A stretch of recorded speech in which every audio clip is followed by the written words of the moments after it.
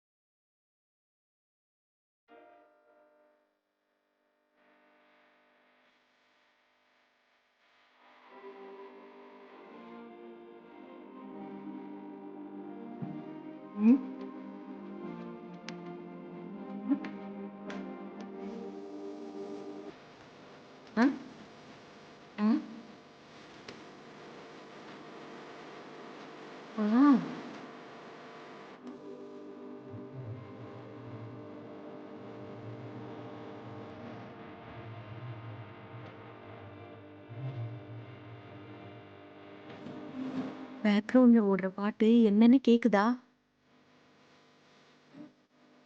எனக்கு ஒன்றும் கேட்கலையே. என்ன? இதெல்லாம் தெரிஞ்சிருந்தா வாழ்க்கையில என்னைக்கும் நீ உட்பட்டு இருப்ப.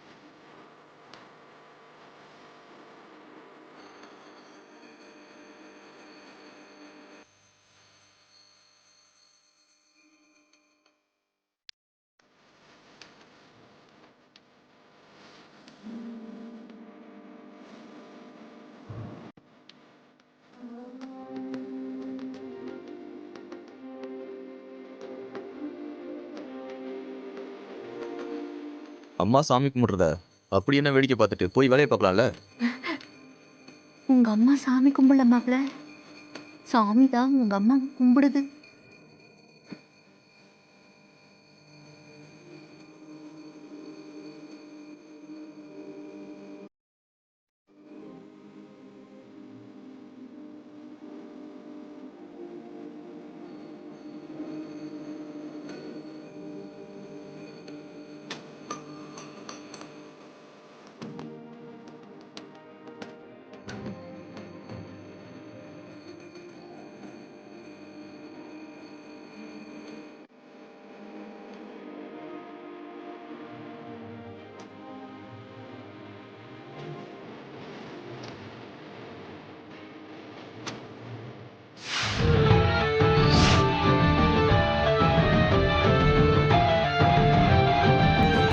நீங்களே பாத்தீங்கல்ல மாப்ள, நான் சொல்லல? என்ன மாமா, அத்தை மனசு மாறிட்டாங்க போல.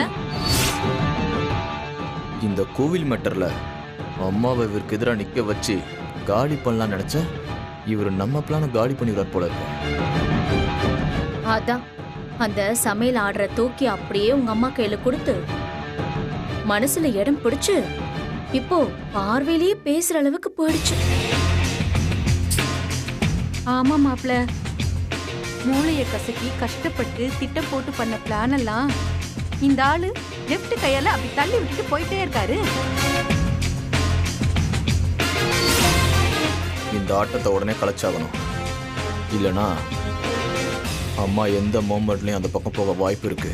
ஐயோ, அப்படி போனா நாம ஏன் எதுக்குன்னு கேள்வியில கேட்க முடியாது. எனக்கு ஒண்ணு தோணுது. என்ன? கோயில் ஆர்டர உங்க அம்மா பண்ண ஆரம்பிச்சா அவங்க கையில அதிக அளவு காசு பொருள ஆரம்பிக்கும். ஆமா, பெரிய ஆர்டர் வேற, பணம் வர்றது நல்லது தானே. ஆமா, ஆனா அதை எடுத்து அவங்க செய்யக்கூடாது.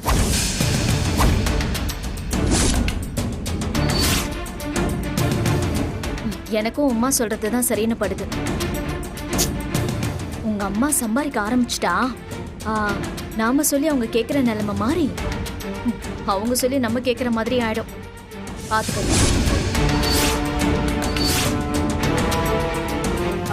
கை நிறைய சம்பாதிக்க ஆரம்பிச்சிட்டாங்க. அவங்க இன்னொரு மார்க்கண்டேயனா ஆயிடுவாங்க. பரவாயில்லையா?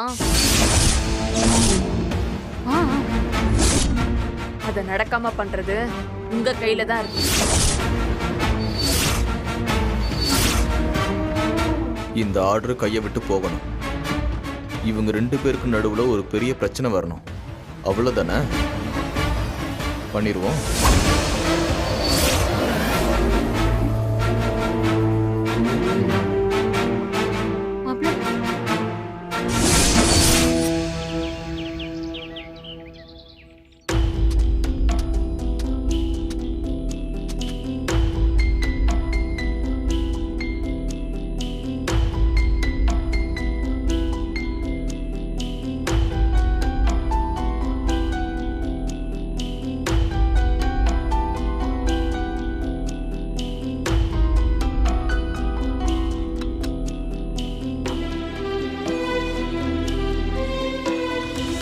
டே ராஜா, டிஃபன் எடுத்து வைக்கிறேன், எல்லாரும் வாங்க.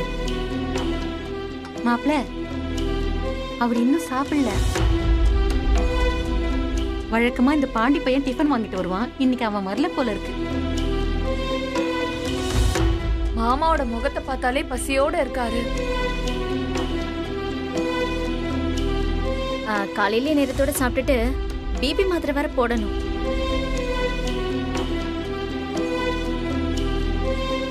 அம்மா, என்ன ராஜா? அப்பாவுக்கு என்ன? அப்பா இன்னும் டிஃபன் சாப்பிடாம இருக்காரு. இப்ப நான் போய் அவரை சாப்பிட சொன்னா அவர் என்னை திட்டி விட்டுருவாரு. நீ உங்க அப்பா சாப்பிடணுங்கிற அக்கறையோட இருக்கல்ல, நீயே போய் கேளு, அவர் என்னதான் சொல்றாருன்னு பாப்போம். போடா.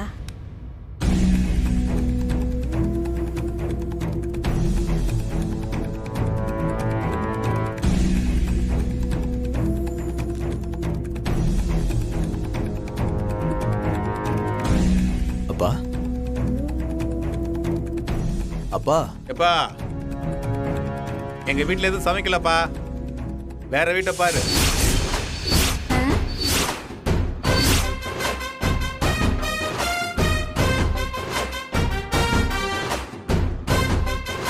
அப்பா, நான் தான்ப்பா. டேய், உனக்கு வராத சென்டிமெண்ட்டை ஏன்டா ட்ரை பண்ணிட்டு இருக்க? இல்லப்பா, டைம் ஆயிடுச்சு. நீங்க இன்னும் சாப்பிடாம பசியோட இருப்பீங்க, அதான். ஓ, இவரு பெரிய ஆம்பளை அன்னை தெரேசா. பசியோட இருக்கிற ஆளுங்களை பார்த்தா மட்டையா மடங்கி போய் அப்படியே உருகிருவாரு. டேய், நீ யாருன்னு எனக்கு தெரியும்டா. போடா, போய் புலப்ப பாருடா, போ. அது இல்லப்பா, நீங்க சாப்பிட்டு பிரஷருக்கு மாத்திரை வேற போடணும். டேய், உனக்கு தெரியாதா? இந்த கோட்டை போட்டு உங்களெல்லாம் அந்த பக்கம் விரட்டி விட்ட பிறகு நான் பிரஷர் மாத்திரையே போடுறது இல்லடா. இங்க பாரு, உங்களுக்கு வேணும்னா நீங்க மாத்திரையை போட்டுக்கோங்க, எனக்கு ஒரு பிரஷரும் கிடையாது. போடா. இல்லப்பா,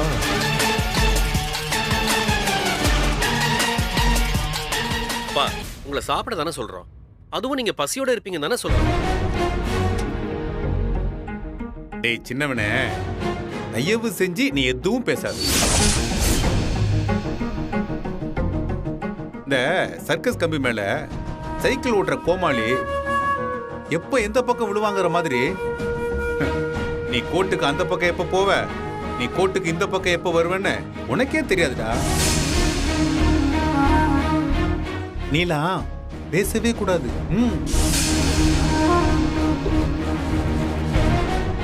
அப்பா, எங்களுக்காகவோ அம்மாவுக்காகவோ இல்லைனா கூட உங்களுக்காகவாவது 2 இட்லியாவது சாப்பிடுங்கப்பா. தப்பு பண்ணிட்டேன்டா, தப்பு பண்ணிட்டேன்.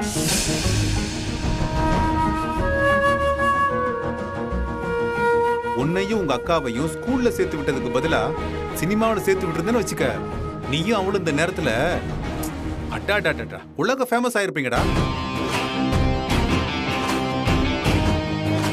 நான் நான் பசியோட இருக்கிறதுல உங்களுக்கு வயிறு வலிக்குது. உங்களை பசியோட பார்க்க வச்சுட்டு நாங்க சாப்பிடுறது மனசுக்கு ரொம்ப உறுத்தலா இருக்குப்பா. ஏண்டா முட்டா பையல, 1.5 வருஷமா இப்படி எதிரில் உட்காந்தனால தின்னுட்டு இருந்த, அப்பெல்லாம் உனக்கு உறுத்தலையோ? அது எப்படிடா ஓவர் நைட்ல உனக்கு மனிதாபிமானம் வந்துச்சு? ஏங்க இப்ப அவன் உங்களை என்ன கேட்டுட்டான்? ஏன் சீதா, நீ எப்பவுமே சினிமா போலீஸ் மாதிரி எல்லாம் முடிஞ்சதுக்கு அப்புறம் கடைசியில தான் ஹேண்ட்ஸ் அப்னு வருவியா?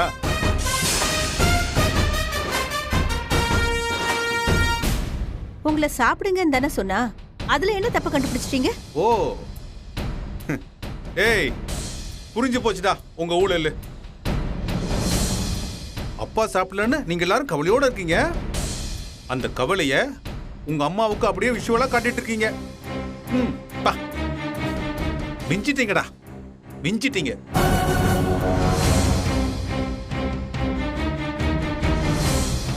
இன்னும் எத்தனை நாளைக்கு இதையே சொல்லிக்கிட்டு இருக்க போறீங்க? அவன் சாப்பிடுற நேரத்துல நீங்க சாப்பிடாம இருக்கிறத பார்த்துட்டு மனசு கேட்காம அவனா வந்து கேக்குறான். இதுல என்ன தப்பு கண்டுபிடிச்சீங்க நீங்க? இப்பதானே சீதா உன் முன்னாடி சொன்னேன், 1.5 வருஷமா நம்ம இருந்தமா செத்தமான்னு கூட கண்டுக்காம டெய்லி நம்ம எதிரில தானே சாப்பிட்டுக்கிட்டு இருந்தான். அது எப்படி இன்னைக்கு திடீர்னு நான் பசியோட இருக்கிறேன்னு நெஞ்ச புடிச்சிட்டு வந்து நிக்கிறான்? ஏய், கொஞ்சமாவது லாஜிக்கோட பர்ஃபார்ம் பண்ணி காட்டுங்கடா. இங்க பாரு, எனக்கு இவங்க பண்றது ஒன்றும் பெரிய விஷயமா தெரியல. இதெல்லாம் இவனுங்க வழக்கமா பண்றதுதான். ஆனா இதை அப்படியே நீ கண்ணை மூடிக்கிட்டு நம்புற பாத்தியா? அதான் பெரிய டென்ஷனு. சரி, அவன் கேக்குறத விடுங்க. இப்ப நான் கேக்குறேன், உங்களால சாப்பிட முடியுமா முடியாதா? நீ சமைச்சிருக்க, அதை நான் சாப்பிடணும், அதானே? ஆமா. 33 வருஷமா உன் கையால தானே சாப்பிட்டுக்கிட்டு இருக்கேன். அதை போய் வேண்டான்னு சொல்லுவேனா? சாப்பிட்றேன்.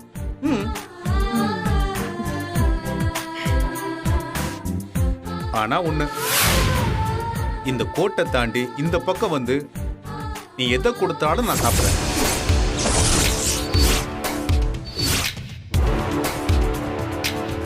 முடியாதுல்ல? அப்ப விட்டுரு. இங்க பாரு, என்ன மாதிரி பொண்டாட்டியால பிள்ளைங்களால கைவிடப்பட்ட முதியோர்களுக்கெல்லாம் வீதிக்கு வீதி ஹோட்டல் திறந்து வச்சிருக்காங்க. 50 ரூபா கொடுத்தா நான் திருப்தியா சாப்பிட்டு வரலாம். அதுவும் இந்த கவர்மெண்ட் ஹோட்டலுக்கு போனா 5 ரூபாயிலேயே முடிச்சுக்கலாம். நான் பாத்துக்கிறேன் சீதா. நமக்குள்ள இருக்கிற பிரச்சனை வேற.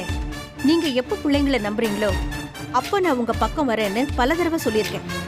ஆனா அதுக்காக இந்த மாதிரி வீம்புக்கு பட்டினி கிடக்கிறது தப்புன்னு சொல்றேன். இந்த பாரு சீதா, இதுக்கு மேல வேண்டாம். நீ எதையோ முடிவு பண்ணிட்டு அந்த பக்கமே நிக்கிற.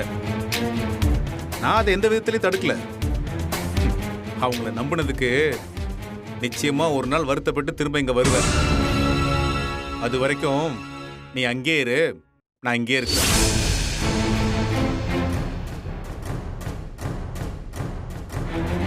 அப்பா, அது எப்படிப்பா சரியாகும்? ஏய், நான் உங்ககிட்ட பேசவே இல்லையாடா?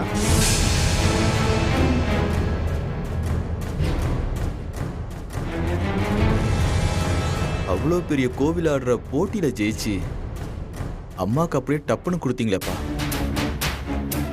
இப்ப அம்மா தர்ற 2 இட்லியை வாங்குறதுக்கு உங்களுக்கு என்னப்பா பிரச்சனை? அதானே, உங்களுக்காக மறு பேச்சு பேசாம அத்தை வாங்கிக்கலாம். ஆனா அத்தைக்காக நீங்க வாங்க மாட்டீங்களா மாமா? இதெல்லாம் கொஞ்சம் கூட சரியில்லை மாமா. கரெக்டா சொன்னோமா? அப்பா சாப்பிடுங்கப்பா. அதுவும் நாங்க செஞ்சு கொடுத்து வேண்டான்னு சொன்னா பரவாயில்ல, அத்தையே செஞ்சு கொடுத்து வேண்டான்னு சொல்றது நல்லா இல்ல மாமா.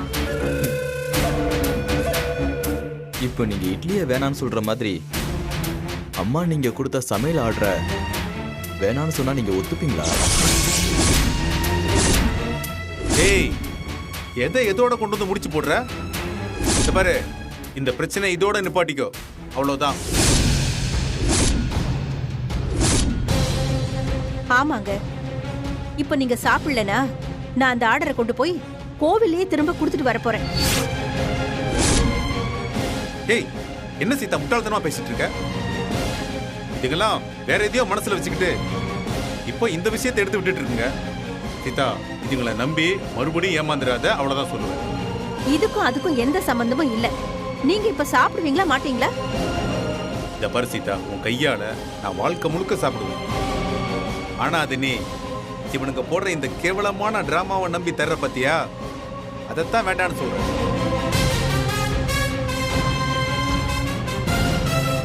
அப்ப இன்னைக்கு கோவிலுக்கு போய் அந்த ஆர்டரை நான் வேண்டான்னு சொல்லத்தான் போறேன்.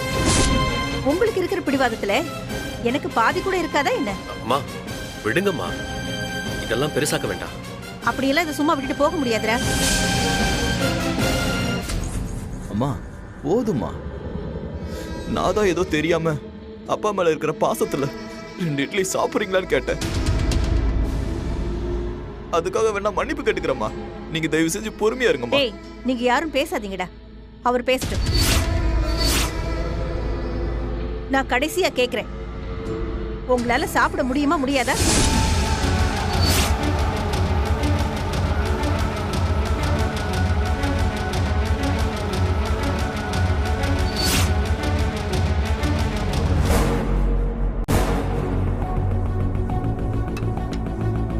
சொல்லுங்க, உங்களால சாப்பிட முடியுமா முடியாதா?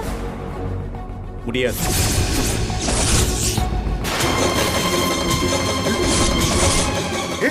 சீதா, என்ன பண்ற? அம்மா அம்மா அம்மா,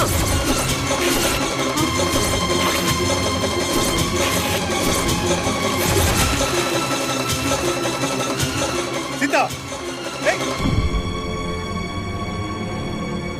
என்னப்பா அது? ஏய்,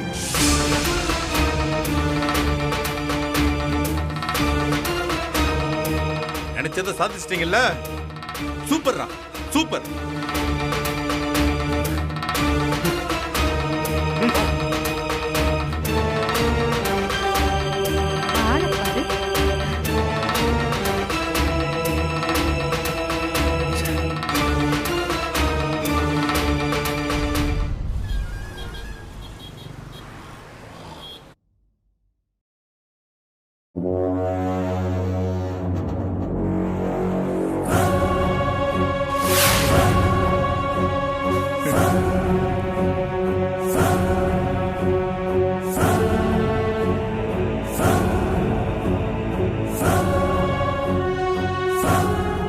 ஏய், உன்னை லாங் ஷாட்ல பார்த்தாலே அடிக்கணும் போல தோணும். இப்ப எதுக்குடா க்ளோஸ் அப்ல வந்து நிக்கிற? எப்படி எப்படி கோவில் ஆடுற பெரிய வள்ளல் பர்மர் மாதிரி விட்டு கொடுத்தா ஒரு கட்டாயிருமா என்ன? அதுக்கு கவுண்டர் எப்படி கொடுத்து காலி பண்ணனு பாத்தீங்கல்ல. ஆத்தாவும் போயிடுச்சு, இப்ப ஆர்டரும் போயிடுச்சா? டேய், உனக்கு என்னதான்டா வேணும்? ஏதோ கேட்டது, இன்னொரு வாட்டி சொல்லுங்க. உனக்கு என்னதான்டா வேணும்?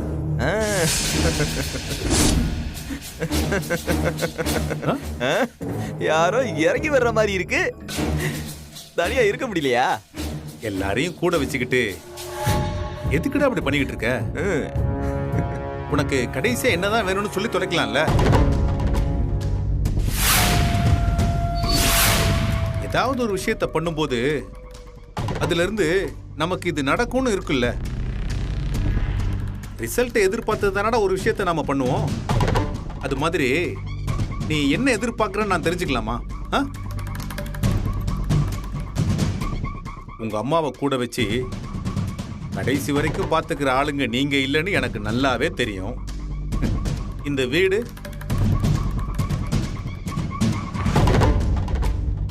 கடைசி வரைக்கும் உங்க யாருக்கும் இது வந்து சேர போறதும் கிடையாது. இந்த பார், எனக்கு ஏதாவது ஒண்ணுன்னா மொத்தத்தையும் அனாதாசிரமத்துக்கு எழுதி வச்சுட்டு நான் பாட்டுக்கு போய்கிட்டே இருப்பேன். வேற என்னதான்டா எதிர்பார்க்கறீங்க? இதெல்லாம் எதுவுமே எதிர்பார்த்து நான் பண்ணல. என்னைய பார்த்து பைசாக்கு பிரயோஜனம் இல்லாதவன்னு நினைச்சு எவ்வளவு தூரம் அசிங்கப்படுத்தியிருப்ப. நீ எதுக்குமே பிரயோஜனப்படாத ஆளுன்னு உன்னை ஒண்ணுமே இல்லாம ஆக்கி உன்னை நடு தெருவுல நிக்க வைக்கணும். வப்ப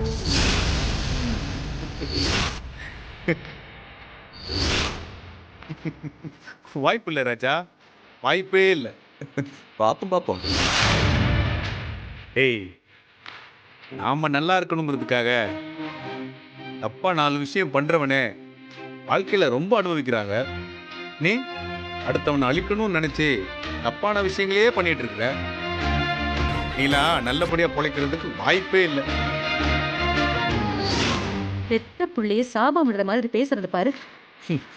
அவன் பெத்த அப்பங்கிட்ட பேசுற மாதிரியா பேசுறான்? ஆ? ஏமா, உனக்கு காது ஒரு பக்கம் மட்டும்தான் கேக்குதோ? முத்தாலா நின்னாலும் பேச்சு மட்டும் 10 ஊருக்கு கேக்குதுல்ல, அதுக்கு ஒண்ணும் குறைச்சல் இல்ல.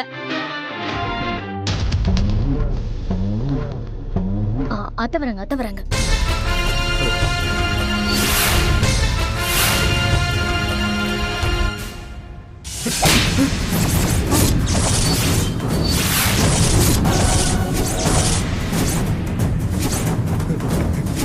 அப்பா ராஜா, நான் சொன்னா கேளு ராஜா, என்ன தனியா விடுறா.